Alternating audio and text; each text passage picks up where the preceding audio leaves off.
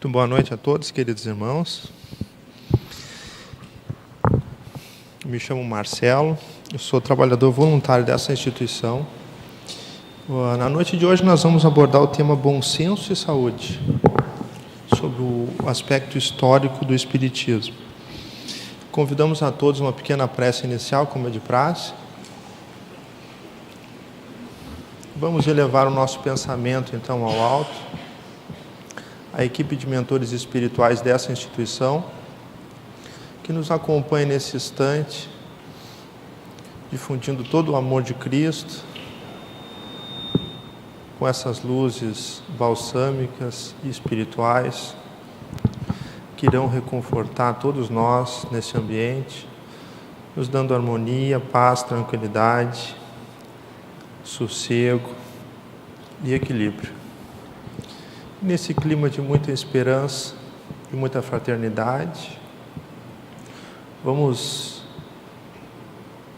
rogando ao alto toda a satisfação de estarmos aqui nesse ambiente e pedindo que as demais pessoas que nós fazemos parte durante todos os dias de nossas vidas recebam essas luzes. Muita luz e muita paz a todos e que assim seja.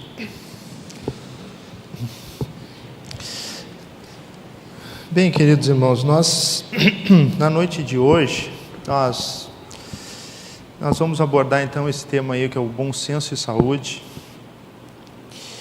E de primeira mão, eu diria o seguinte, podemos abordar esse tema sobre inúmeros tópicos. O primeiro deles seria sobre a questão, o aspecto médico, né? Fazendo uma ligação entre a medicina e o Espiritismo. Mas sobre esse aspecto, nós já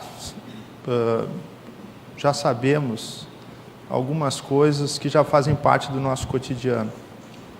A gente até pode não aplicar, mas já são situações assim que nós temos consciência devido à vasta informação que nós temos hoje. Então, a gente sabe que a maneira correta de nós nos alimentarmos, a questão relacionada à diminuição de frituras, o combate ao sedentarismo, o estresse. Nós sabemos que, na medida do possível, uma qualidade psíquica, mental e equilibrada também se faz muito importante no nosso dia a dia. Então, seria um ponto a ser abordado. Digamos assim, um norte de nós abordarmos na noite de hoje. Por outro lado, nós teríamos também a possibilidade de relacionar alguns avanços, algumas descobertas, alguns avanços, no sentido de linkar aquelas emanações de pensamento com as químicas no nosso corpo, né? Me lembro muito bem um colega nosso que abordou, certa oportunidade, este tema, catalogando, elencando todas as espécies de sensações, emoções, pensamentos, vibrações, com digamos assim, a deflagração de químicas no nosso corpo. Então, o cidadão, quando sente raiva, ele automaticamente dispara ali dentro do seu próprio organismo uma química. Quando ele sente ódio, quando ele sente uma ternura, quando ele sente amor, afeto. Então, foi um estudo muito bonito que um colega nosso desenvolveu.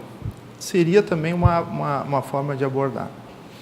Mas na noite de hoje, nós preferimos enfocar essa questão relacionada ao bem-estar como algo que diz respeito à própria revolução espírita, do pensamento na humanidade. E nós achamos muito importante abordar sobre esse prisma, porque vem a ser o próprio fundamento da evolução humana. O fato de nós termos a necessidade de modificarmos a nossa mente, nosso pensamento e as nossas emoções e a partir daí temos um bem-estar, não apenas físico, mas espiritual. Ou seja, venha a ser um nascedouro de tudo. Porque nós sabemos que tudo nasce na espiritualidade. Quando nós chegamos na matéria, já é uma outra dimensão, que pode ser abordada, sem dúvida. Mas a grande preocupação dos mentores da humanidade, de Jesus, é nos dar bem-estar espiritual. E a partir daí, nós iremos ter, consequentemente, uma saúde integral, física e também astral. A mentora do Divaldo, a Joana de Anjos, ela aborda essa questão dando um enfoque muito interessante a respeito do indivíduo. O camarada, quando chega a um determinado ponto, ele consegue, com a sua espiritualização, está muito longe, perto, tá vendo? Então, ele começa a ter uma visão interior, esquecendo o coletivo. E a razão disso está justamente na ideia do Cristo de nos fortalecer interiormente para nós sermos seres individuais, seres que começam a pensar dentro da visão despreocupada com o coletivo. Quanto mais relacionado nós estamos com o lado animal, nós vivemos num coletivo, assim como as manadas. Então a gente não para refletir aquilo que a gente quer, aquilo que a gente está sentindo, e muito menos a gente aspira emoções e pensamentos do além. A gente vive sempre com a massa. Então, se a nossa família está exigindo de determinada maneira, ai de nós se nós mudamos aquela tradição. Se a gente está vivendo num contexto de trabalho e a gente começa a modificar a maneira, sendo uma pessoa diferenciada ali dentro, também a gente começa a receber determinadas implicações. E assim, todos os segmentos da nossa vida, a gente acaba tendo dificuldade de sermos nós mesmos. E Jesus pretende que sejamos seres individuais. Por quê? Porque é trabalhando na unidade, no indivíduo, que se muda o contexto total. Daí a razão de Jesus nunca ter se preocupado nas grandes massas, sempre indo em lugarejos simples, nas pessoas mais modestas, nas pessoas mais simples, porque era ali que ele iria encontrar a possibilidade de colocar o seu evangelho. Então não eram nas grandes multidões, nas grandes situações, nos grandes exércitos que Jesus iria mudar. Jesus nunca foi pregar no governo, nunca foi pregar em grandes assembleias. As pessoas se reuniam em volta dele através da unidade. Eram multidões, mas multidões que era a coletividade dessas unidades que se despertavam. Então, nós trazemos na noite de hoje, digamos assim, uma lembrança de como foi esse processo de evolução do pensamento espírita. Até o ponto que nós podemos chegar, o ponto, digamos assim, mais distante para trazermos até o dia de hoje.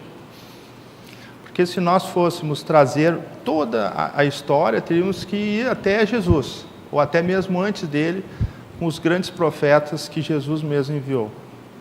Mas para enfocarmos sob a luz do Espiritismo, quer dizer, essa grande revolução de pensamento, uma revolução moderna, não é? É o cristianismo com uma roupagem mais enfática. Nós teríamos que nos lembrar ali dos grandes pensadores do iluminismo. Porque nós sabemos aqui que o marco que nós temos é Kardec. Mas para Kardec chegar e colocar a sua lição, o terreno teve que estar sedimentado. Isso inicia, então, com alguns pensadores na Europa. A grande questão que a dificuldade humana, depois de mais de 1.500 anos da existência do cristianismo, e nós conhecemos muito bem a história da Igreja Católica, conhecemos porque fomos católicos em outras existências, e ela desenvolveu um papel, de certo modo, até importante para trazer a ideia do Cristo, em que pese ter cometido grandes deslizes históricos, né? Chegou até a matar em nome de Jesus com a Inquisição. Era preciso que o pensamento viesse de uma forma a romper dois grandes blocos de dificuldade humana. O primeiro bloco eram os reis e as rainhas, né? A monarquia. E o segundo, a própria igreja. A igreja que levava o nome de Jesus. Então, essas duas instituições eram terríveis para o crescimento humano, porque praticamente monopolizavam o conhecimento, a liberdade de expressão das pessoas. O mundo naquela época era um mundo amarrado. As pessoas não tinham o direito de agir de forma diferente dessas duas grandes instituições, que se uniram muitas vezes. E os reis, para manter o comando, diziam que tinham a ligação com Deus através da igreja e que eram enviados de Deus. Era assim que a história tratava. Então, no mesmo ano, nasceram duas pessoas, dois espíritos, que foram extraordinários para romper, para iniciar um grande processo, que foi terminado na Revolução Francesa. Então, em 1632, nasceu na Inglaterra o John Locke. E no mesmo ano nasce Spinoza, em Amsterdã. John Locke foi um grande pensador, um livre pensador. Ele foi responsável pela Revolução Inglesa e ele rompeu as ideias. E o mais incrível de tudo é que ele, como sendo capitaneou o empirismo, quer dizer, a transcendentalidade, ele fez cair o trono britânico. Então, depois da Revolução, depois até da condenação do rei, né, que ele foi condenado por um voto. Por um voto mataram o rei. O rei perdeu o comando, né, total da administração da Inglaterra, que passou a ser administrado por um parlamento que era eleito pelo povo. Quando isso aconteceu na Inglaterra, o mundo ficou espantado. E os países, os monarcas, começaram a modificar a sua forma de administração. Mas em nem todo lugar foi assim. Na França, o império ficou ainda intacto. Então, logo depois, 10 anos depois, vem um outro espírito muito importante que também, de certo modo, estremeceu a política, mas teve digamos assim, uma participação na ciência impressionante, né? Que foi o Isaac Newton. Na França nasce Bailey, que era um outro filósofo. Esses quatro foram fundamentais para iniciar uma forma de movimento intelectual. Quer dizer, Cristo queria modificar o pensamento, trabalhar com a ideia da liberdade das pessoas, da liberdade de pensamento, da liberdade... e aí vai toda espécie de liberdade política, liberdade social, depois tivemos a liberdade econômica, a liberdade de mercado de comércio, foi a liberdade consciencial da igreja e também liberdade física, de ir e vir pela queda da monarquia.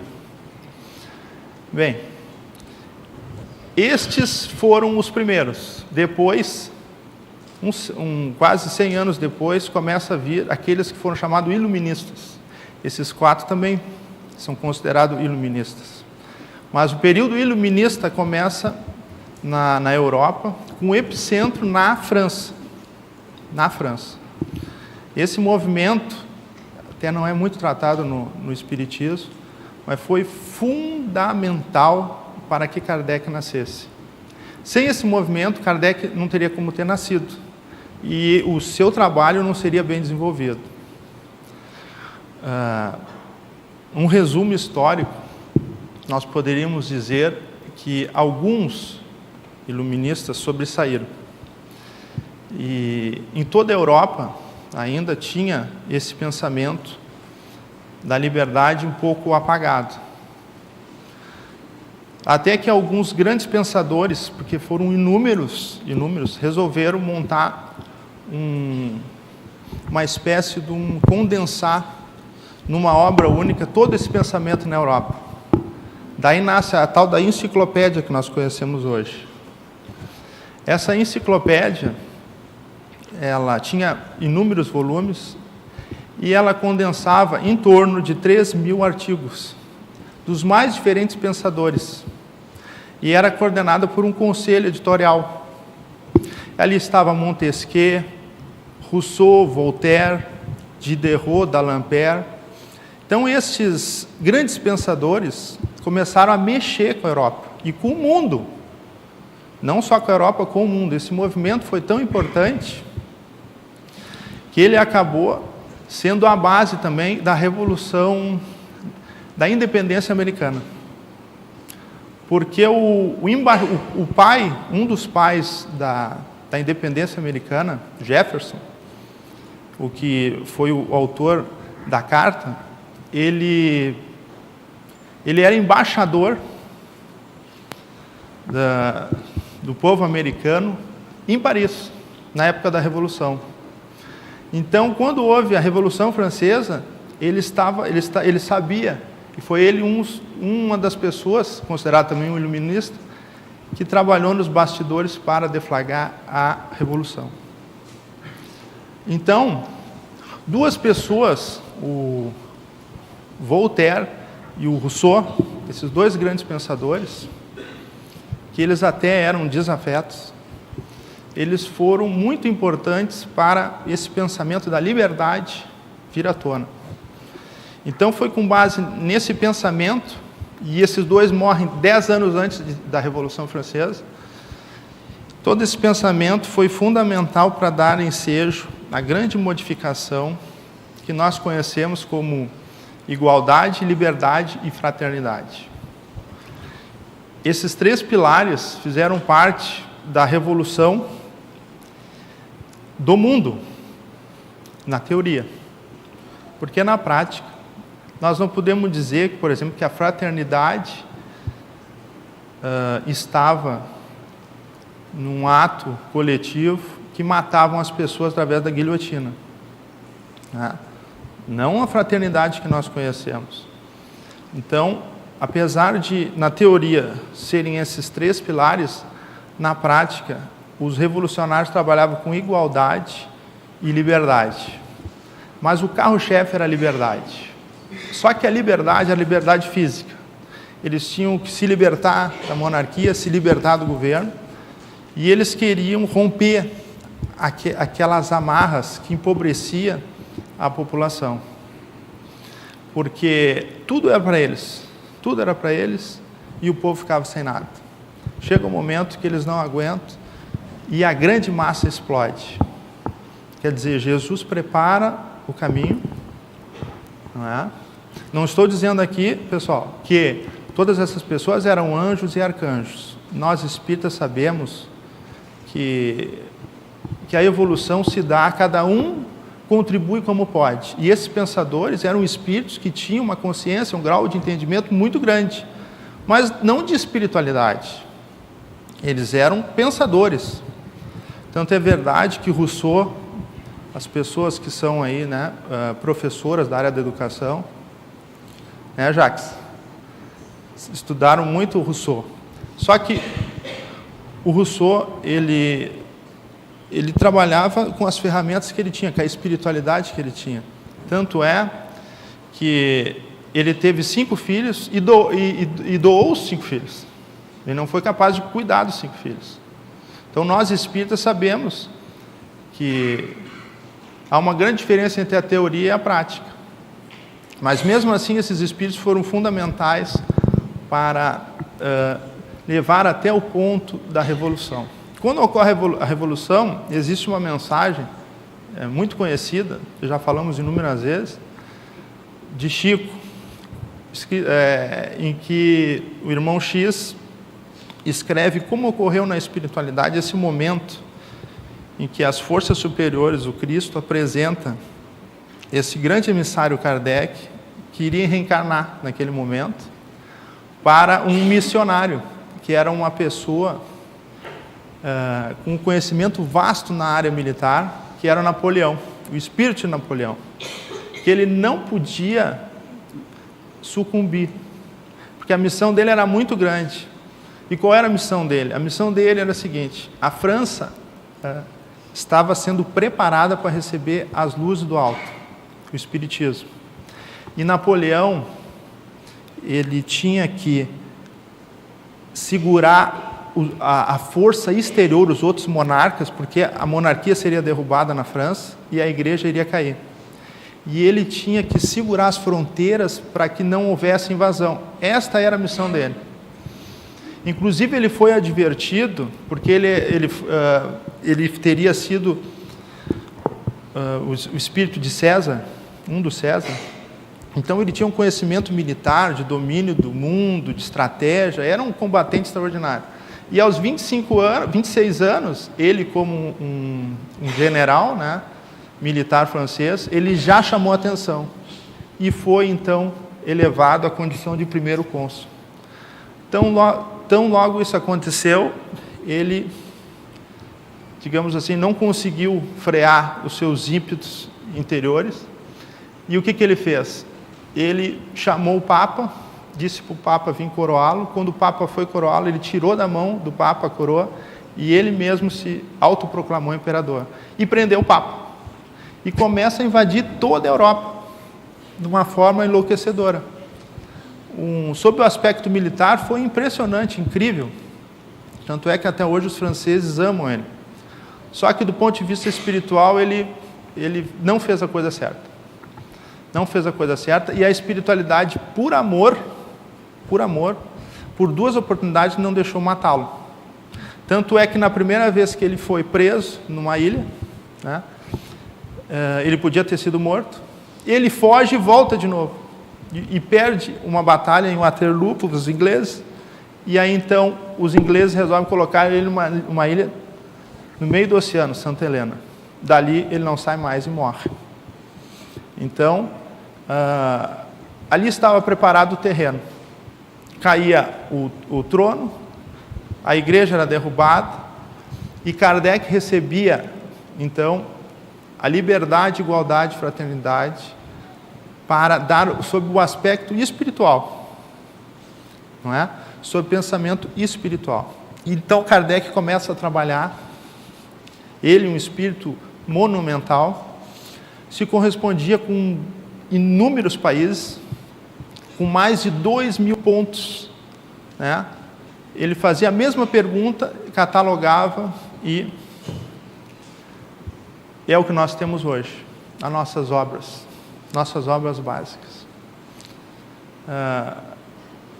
Ele enfrentou muitos problemas dentro do próprio espiritismo. Ele foi, depois da sua morte, ele teve um problema muito grande, né, o espiritismo, porque a pessoa que assume, então, a Sociedade Espírita, que Kardec comandava, a primeira Sociedade Espírita, e a Revista Espírita, resolve abandonar seu trabalho, que era um alfaiate, e começar a cobrar palestras, e cobrar, etc. e tal.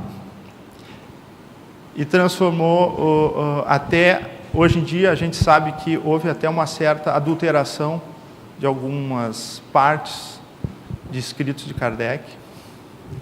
Os irmãos podem ver na livraria espírita aqui, na Gênese, eles estão editando agora a quarta edição da Gênese, porque da primeira à quarta, em princípio, foi Kardec mesmo que escreveu, editou. A partir daí, esse espírito Lamarré, que foi o que ficou como presidente da sociedade, teria mexido em muitos pontos, segundo os historiadores, agora os atuais.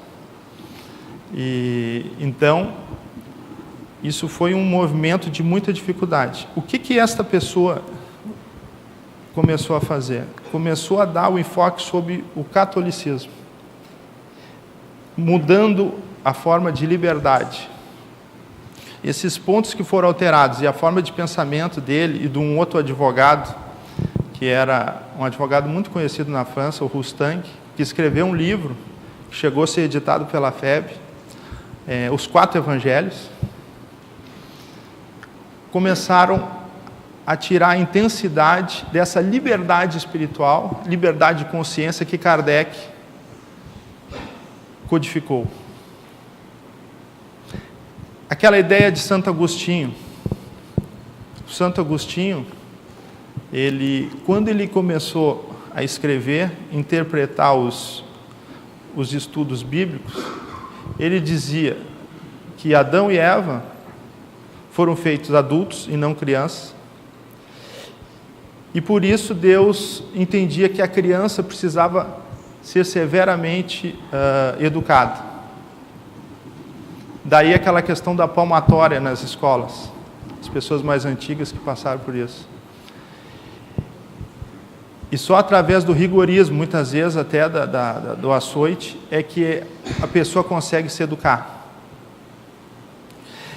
E que a mulher, por Eva ter, digamos, seduzido Adão, a mulher, digamos assim, ela precisava ser severamente conduzida, inclusive ter a sua liberdade ceifada. Então essa é a concepção de Santo Agostinho, que depois Tomás de Aquino, né, quando escreve a sua obra, e é o pilar da Igreja Católica hoje, sedimentou. Então, o Kardec, ele faz uma revolução, depois da Revolução Francesa, que é uma revolução espiritual. E ele traz daquela tríade a fraternidade, a liberdade e a igualdade, a liberdade e a fraternidade como algo transcendental, algo que foge à nossa concepção humana. Então, Kardec já não se preocupa mais com essa questão jurídica, política, não. É a questão consciencial. Por isso que nós, no início, falamos a respeito da Joana de Ângeles, quando ela aborda o assunto sobre o indivíduo, o self. Quer dizer, a pessoa, enquanto em contato direto com a divindade, sem intermediário, não interessa onde ela estiver vivendo, em qual contexto, em qual trabalho, em família, ela saber sempre se conectar com o seu interior. Esta é a grande diferença do Espiritismo para qualquer outra forma de pensamento. É trabalhar o indivíduo através da cultura espiritual. Então, nós podemos ver o seguinte, que todo esse trabalho da espiritualidade superior de Jesus, para modificar a consciência do planeta, ela começa desde um movimento filosófico, depois um movimento político, movimento social, e aí chega no Allan Kardec, esse grande espírito extraordinário que até hoje nós não compreendemos. Não é? Um trabalho monumental no Livro dos Espíritos, que nós temos a oportunidade de ler, né, para nos educar, para nos tornar mais donos de nós mesmos, enquanto seres do universo. Porque Jesus aposta cada um de nós. Então, queridos irmãos, o assunto da noite de hoje era esse. Agradecemos muito a companhia dos mentores espirituais que nos acompanharam nesse instante. Vamos agradecer por tudo que nós temos, tudo que nós somos e seremos. Nós temos a nossa vida, temos nosso corpo espiritual, o nosso pensamento, temos o nosso planeta, temos as pessoas à nossa volta, temos tantas coisas boas para nós agradecermos. Então vamos agradecer a espiritualidade por termos Jesus, pelo Pai ter nos dado um guia para a humanidade, alguém que podemos confiar a todo instante, podemos conversar, nos conectar, que Ele responde. Obrigado, Senhor, e que assim seja.